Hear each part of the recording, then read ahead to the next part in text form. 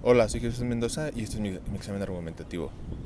Como primer punto, el objetivo de la simulación. El objetivo de la simulación del motor Stirling es el de medir su comportamiento con base a las temperaturas, para así poder hacer una comparación con el ciclo de Carnot y así poder ver qué tan eficiente es y si en algún punto se puede implementar en lugar de algún otro motor, como lo es el de Otto o diésel.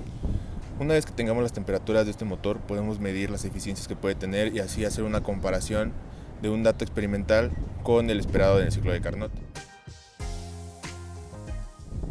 Con la adquisición de datos se refiere a cómo obtuvimos los datos. Esto los obtuvimos mediante una serie de mediciones al armar ya nuestro motor a escala. Las mediciones se tomaban a partir de una parte superior e inferior del mecanismo. La inferior daba temperaturas mucho más altas que la parte superior y a base de eso podemos sacar la eficiencia. Para obtener estas mediciones realizamos 40 en la parte inferior y 40 en la parte superior, obteniendo un total de 80, las cuales se obtuvieron con un termómetro digital. Para la definición de variables y constantes, en las variables utilizamos las temperaturas, las cuales fueron TF y TC respectivamente, y para las constantes utilizamos N como número de moles, R en valor de gas ideal, Cb como calor a volumen constante, los volúmenes, el volumen máximo y el volumen mínimo y la compresión que puede haber dividiendo estos dos.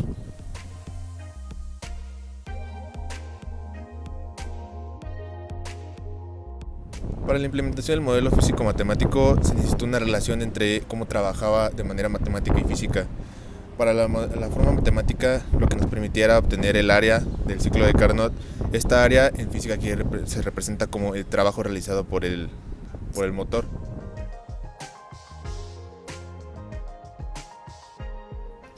Para obtener este valor utilizamos la fórmula que multiplicaba a los valores de R por N y eso multiplicando la diferencia que hay entre la temperatura F menos la temperatura C, multiplicando al logaritmo de la compresión. Para la definición del modelo a comparar con el ciclo de Carnot del motor Stirling, lo que podemos observar en la relación de la gráfica PV es que había momentos donde el volumen se mantenía constante, la presión nunca era constante, siempre aumentaba o disminuía, mientras que en nuestro modelo lo que se podía observar es que estos cambios no eran parecidos a los que se observaban en el motor Stirling adecuado o más eficiente. Los cambios variaban demasiado dependiendo de la temperatura, dependiendo la presión y pues obviamente el volumen. Para la gráfica generada lo que podemos observar es que los cambios en un principio llegaban a su temperatura no más alta pero tampoco más baja, pero llegaban a un punto tan eficiente donde crecían y de manera repentina o tan exagerada llegaba a bajar la temperatura, aumentaba la temperatura pero bajaba la eficiencia y así se mantenía de cierta forma bajando un poco constante y volvía a crecer la eficiencia conforme aumentaba la temperatura. En un punto la temperatura empieza a disminuir, lo que hace que regrese a la gráfica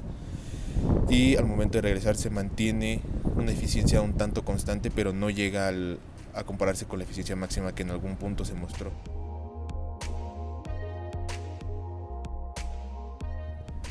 Las conclusiones obtenidas con respecto al experimento, a las gráficas, al programa, lo que podemos ver con el experimento es que nuestro motor no tiene una eficiencia tan adecuada ni la mejor comparada con el ciclo de Carnot del motor Stirling. El trabajo realizado no es el adecuado para poder funcionar. La eficiencia a su vez no es adecuada con las temperaturas. Y con respecto al programa, pudimos observar o obtener resultados muy precisos en comparación con los obtenidos con el Excel. La gráfica de Excel lo que mostraba eran datos o medidas las cuales no tomaba desde la eficiencia desde punto 1 a 1, casi siempre las tomaba en este caso las tomó desde punto 1 hasta punto 2, si no es que punto 3, pero no llegaba a punto 3, lo que hacía que se viera una gráfica un tanto más grande a comparación con la obtenida en MATLAB, que MATLAB lo que nos mostraba era una gráfica desde punto 1 a 1 y cuál era su eficiencia ideal o la mejor que podía tener. Entonces, con lo visto, pudimos ver que MATLAB genera datos más precisos, nos puede ayudar de manera más precisa a interpretar lo obtenido, el trabajo realizado por el motor. Y con relación al motor es que no llega a ser tan eficiente como debería de ser con respecto al ciclo de Carnot. Tiene muchas variaciones y en este caso pues que no se encontraba aislado, que se liberaba calor al ambiente, entonces tenía ciertos errores que acarreaba el Excel y también MATLAB, siendo errores más grandes los de Excel. Entonces pudimos ver que el motor, si se puede trabajar en condiciones pues óptimas de aislamiento, con materiales mejores que pueden mantener temperaturas altas y pues sí, que sean más consistentes en lugar de materiales caseros, posiblemente se pueda tener una eficiencia parecida a la del ciclo de Carnot, pero en este caso con lo obtenido y con las medidas experimentales obtenidas pues no se mostró eso.